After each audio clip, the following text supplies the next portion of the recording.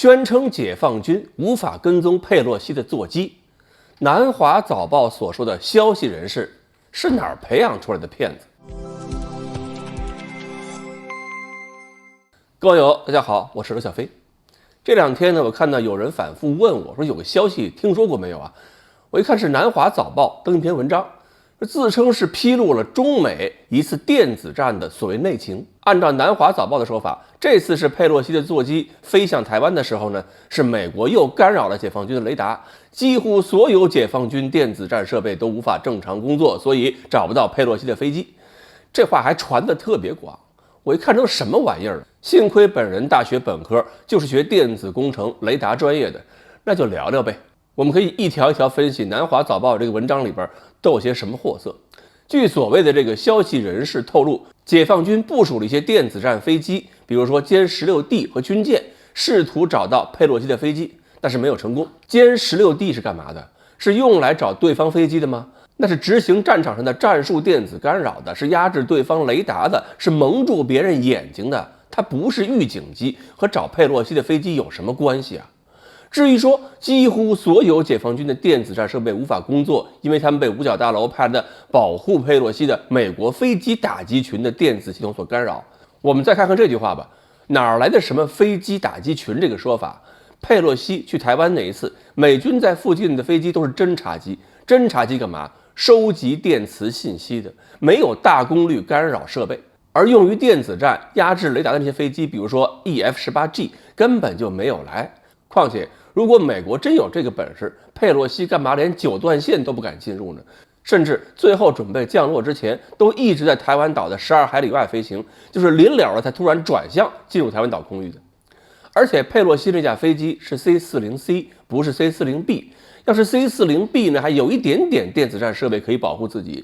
C-40C 就是普通的波音737，只不过军方买了以后刷了一身军方的漆。对这种目标，就算是解放军不用雷达，也不可能找不到。一方面，整个飞行过程中它没有关闭 ADS-B 信号，就是哪怕找一个民航的软件，都能随时知道它飞到哪儿了。另一方面，以我们10年前的红外热成像探测能力，发现 F-16这种小目标，这个距离就不低于100公里。如果要跟踪客机发动机的红外信号，10年前我们就能做到跟踪270公里。除非佩洛西真是骑着扫帚来的，否则怎么可能看不到？而且南华早报还引用了一个名人的观点，那就是军圈里边著名的平可夫，以半懂不懂而著称的。平可夫一本正经说，台湾军方和日本能够探测和跟踪解放军导弹，这是电子战战术的一部分。台湾、日本公布说大陆导弹怎么飞过来的，可被视为对大陆的警告。那感情我们发射导弹震慑台湾的台独势力，还怕台湾和日本看到吗？他们要是看不到，我们震慑谁去呀？而且是台湾一直不敢公布导弹飞越的事情，是日本人公布出导弹的航迹之后，打了台湾当局的脸了。平可夫还一本正经说，是1995年到1996年，美国在解放军的导弹实验中干扰了几乎所有的军事雷达系统，这是促使中国开发自己北斗卫星导航系统的关键原因。这句话就更暴露他的知识水平了。雷达系统跟北斗导航就没有关系。雷达系统是用来发现对手的，北斗导航也好 GPS 也好，是用来给自己人提供用户位置信息服务的。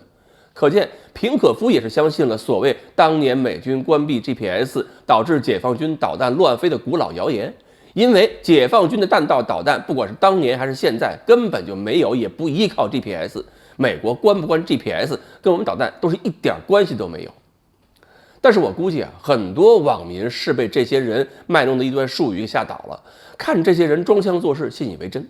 南华早报的编辑呢，估计也是因为没有什么基本的军事科学素养，然后呢就把这事儿当真，给谣言当了把帮凶。